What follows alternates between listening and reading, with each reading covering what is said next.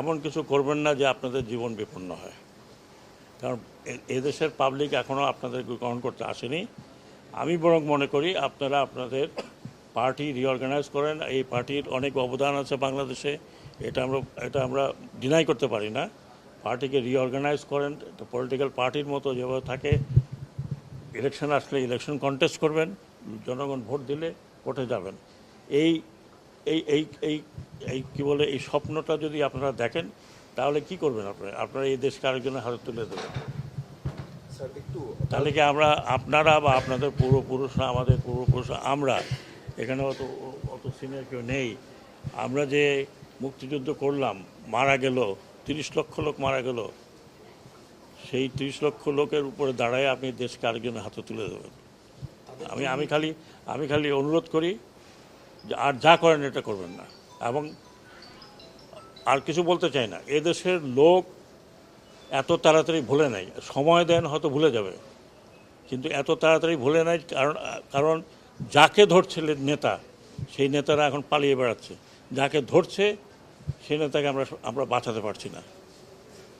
অনেক নেতাকে অনেকে বাঁচিয়েছে, আমরা জানি কে কোথায় আছে। কিন্তু ওটা না করে আপনারা বরং পার্টিকে, এটা অনেক বড় পার্টি এবং I have lot of respect for Awami League. এটা যেটা বললাম যে এটা এই দেশের প্রধান পার্টি একরকম।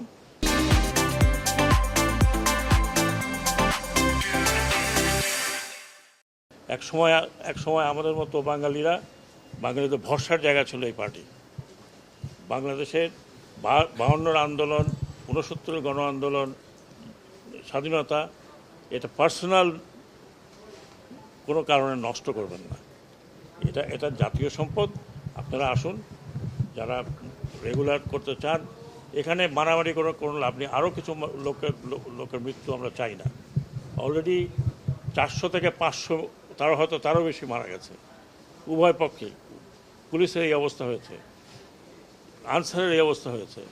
আর আমরা যদি উস্কানি দিতাম তাহলে আপনারা টিকতে পারতেন না আর্মি ফায়ারে।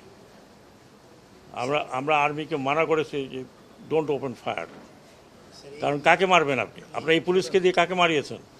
পুলিশকে দিয়ে মারিয়েছেন আপনার সন্তানকে।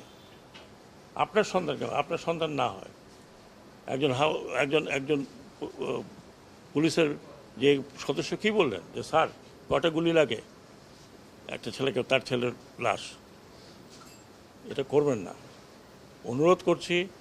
প্ররোচনায় আসেন না, ব্যক্তিগত স্বার্থে আপনারা এত বড় একটা দলকে নষ্ট করেন না। এটা আমাদের প্রাইড ছিল, বঙ্গবন্ধুর স্বপ্ন ছিল। নষ্ট করবেন না, এটা আপনার নষ্ট করার কোনো অধিকার নাই।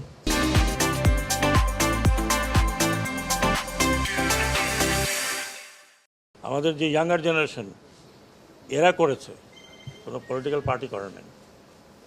They have given their life, যেটা আপনারা কোনো দিন দিতে পারতেন না। বুকে দাঁড়িয়ে আছে পুলিশের গুলি খাওয়ার জন্য, তাদের মুখে কোনো দুঃখ নাই, দে অল স্মাইলিং।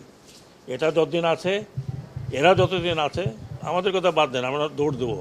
এরা যতদিন আছে এরা দৌড়াবে না। They will face you. So please, আমি অনুরোধ করছি, একজন সিনিয়র সিটিজেন হিসেবে, আমি জানি political people don't like me, but আমি একজন সিনিয়র সিটিজেন হিসেবে বলছি যে দয়া করে দেশটাকে স্বাধীন রাখেন।